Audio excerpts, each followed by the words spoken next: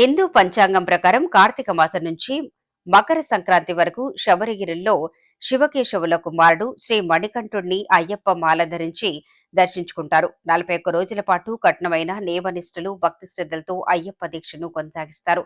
దీక్షలో భాగంగా కటిక నేల మీద పడుకోవటం, 41 రోజుల పాటు చల్లని నీళ్లతో స్నానం, పాదరక్షలు వేసుకోకపోవటం, నల్లని దుస్తులను మాత్రమే ధరించడం, ఏకభుక్తం వంటి కఠిన నిబంధనలు పాటిస్తారు. అయితే ఇలా అయ్యప్ప మాలను ఎందుకు వేసుకుంటారు? మణికంఠుడి మాలను ధరిస్తే కలిగే ప్రయోజనాలేంటి? మాల వేసిన వారిని స్వామి అని ఎందుకు పిలుస్తారనే ఆసక్తికరమైన విషయాలను ఇప్పుడు తెలుసుకుందాం.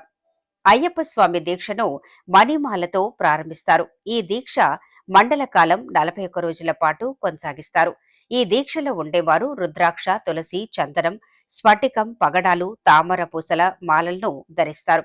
ఇవి శారీరక, మానసిక ఆరోగ్యాన్ని స్థాయిని ఈ మండల కాలంలో ఏదైనా దీక్ష చేపడితే అదంతా మిగిలిన జీవితానికి ఆదర్శం.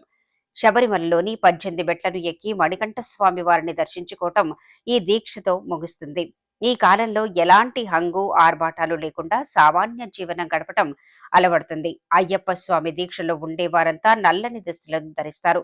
ఎందుకంటే శనిదేవునికి నల్లని రంగంటే మక్కువ. ఆ రంగు బట్టలను ధరించి నిత్యం పూజల్లో పాల్గొనే వారిపై శని ప్రభావం ఏమాత్రం ఉండదని చాలా మంది నమ్ముతారు. అంతేకాదు చలికాలంలోనే అయ్యప్ప మాలను ధరిస్తారు. ఈ సమయంలో నల్లని దుస్తులు శరీరానికి వెచ్చదనాన్నిస్తాయి. ఈ దీక్ష చేపట్టిన వెంటనే మానవుడు మాధవుడిగా పరివర్తనం చెందటం ప్రారంభిస్తాడు. అయ్యప్ప మాలను ధరించిన వెంటనే ప్రతి ఒక్కరిలోనూ నేను అన్న భావన తొలగిపోతుంది. శరీరానికి ఉండే పేరు, వాటి కోసం ధరించే దుస్తులు, తీసుకునే ఆహారం, శారీరక సౌఖ్యాలు, ఆచార వ్యవహారాలు, దినచర్య అంతా ఒకే ఒక చేపట్టగానే పూర్తిగా మారిపోతాయి. అందుకే అయ్యప్ప మాలను ధరించిన వ్యక్తిని అంతర్ధానంలో భగవంతుడి స్వరూపంగా జీవులందరిలోనూ దేవుడు ఉన్నాడనే భావంతో స్వామి అని పిలవాలని అయ్యప్ప దీక్షలో ఈ నిబంధనలు విధించారు.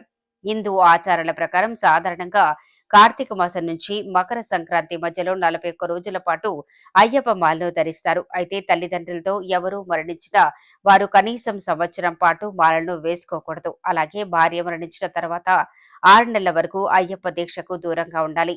అయ్యప్ప దీక్షలో ఉండేవారు నేలపై నిద్రించడం వల్ల వెన్ను నొప్పి సమస్యలు తొలగిపోతాయి. కండరాలు బలపడేందుకు దోహదపడుతుంది. రక్త ప్రసరణ మెరుగుపడుతుంది. తెల్లవారుజామునే నిద్రలేచి చల్లని స్నానం చేయటం వల్ల శరీరంలోని నాడీ వ్యవస్థ ఉత్తేజంగా మారుతుంది. ప్రతిరోజు దుస్తులను తడిపి శుభ్రం చేసుకోవటం అలవాటుగా మారుతుంది. క్రమం తప్పకుండా స్వామి పూజలో పాల్గొనటం వల్ల సంఘ జీవనానికి బాటలు వేస్తుంది. దీపారాధన చేయటం వల్ల ఆధ్యాత్మికతపై ఆసక్తి పెరుగుతుంది. శాకాహారమే తీసుకోవటం వల్ల ఆరోగ్యపరంగా ప్రయోజనకరంగా ఉంటుంది.